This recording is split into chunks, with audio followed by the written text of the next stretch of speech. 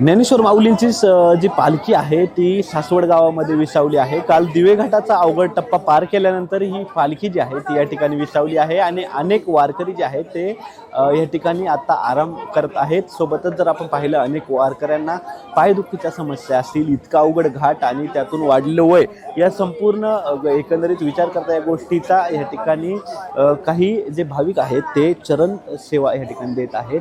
ते संपूर्ण जे पायाची मालिश आहे ते वारकऱ्यांच्या या ठिकाणी करून जे आहे ती एका प्रकारे सेवा करत असल्याचं चित्र जे आहे ते या ठिकाणी आपल्याला पाहायला मिळते. आपण जर पाहिलं तर वारकरी अथक परिश्रमाने हा दिवे घाट जो आहे तो सर करतात. इतका मोठा टप्पा पालखीतला हा चढून सर करतात आणि त्यानंतर या ठिकाणी त्यांच्या पायात ज्या वेदना असतात, पायामध्ये किंवा हातापायामध्ये जे वेदना जाणवतात त्यांना, ते या ठिकाणी त्याची अशा पद्धतीने मालिश करून जे आहे ते अनेक भाविक जे आहेत ते ईश्वर सेवेचं एक वेगळ्या प्रकारे सेवा करत असल्याचं चित्र आपल्याला पाहायला मिळतं.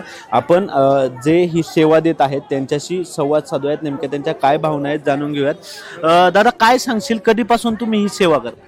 आम्ही दरवर्षी असतो. आम्ही डॉक्टर नारखेडे सोबत मग गेले 25 वर्षांपासून वारीत येतो, पुणे ते पंढरपूर. प्रत्येक टप्प्यावर आम्ही गोळ्या, ड्रेसिंग, सलाईन, इंजेक्शन आणि पायाचे मसाज हे सगळं आम्ही बघतो. कुठून आलात तुम्ही? आम्ही पुण्यातनं आलोय. अच्छा, काय ज्यावेळी वारकऱ्यांची अशा पद्धतीने सेवा करताय, एका प्रकारे देवाची सेवा तुम्ही ही करताय, काय भावना आहेत? आता आहे माऊलीची इच्छा, पुण्य मिळतं.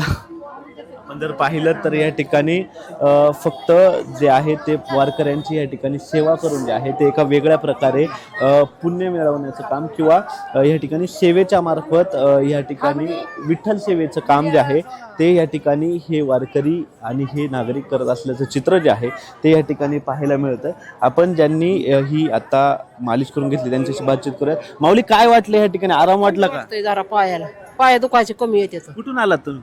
बुंबून काल अख्खा दिवे घाट तुम्ही चढलात, नेमकं आता वेदना ज्या होत्या तुम्हाला त्या कमी झाल्यात का? लगे चोळलं की कमी झाल्यात. काय किती वर्ष आहे वारीचं? आम्ही 10-15 वर्ष झालं करतो. सलग 10-15 वर्ष जोडीने करताय? नाही, एकटा असतात कवा, मी असते कवा. अच्छा, आता पहिल्यांदाच तुम्ही तिसऱ्यांदा एकत्र.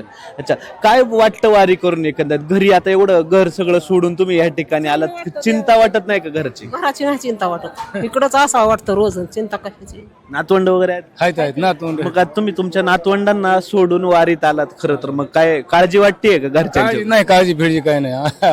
आम्ही 14 नंबर मध्ये असतो, माऊलीच्या तळावर असतो. काय म्हणताय? सगळं घेऊन जायचंय काय घरदार, ही तर येत आहे संग. कोणाचं समाधान वाटतंय का वारी करून? समाधान वाटतंय ह्यातून. घरी काय आहे तसं? आपण जर पाहिलं तर या ठिकाणी वारकरी जे आहेत ते त्यांच्या भावना या ठिकाणी व्यक्त करत असल्याचं आपल्याला पाहायला मिळतं. अशा अनेक ज्या इनसाईड स्टोरी आहेत या पालखीमधल्या, त्या LS मराठीच्या माध्यमातून मी तुमच्यासोबत समोर घेऊन येतच राहणार आहे. तोपर्यंत पाहत राहा LS मराठी. कॅमेरामन दिनेश सिंग सह प्रथमेश तांबे, LS मराठी, पुणे.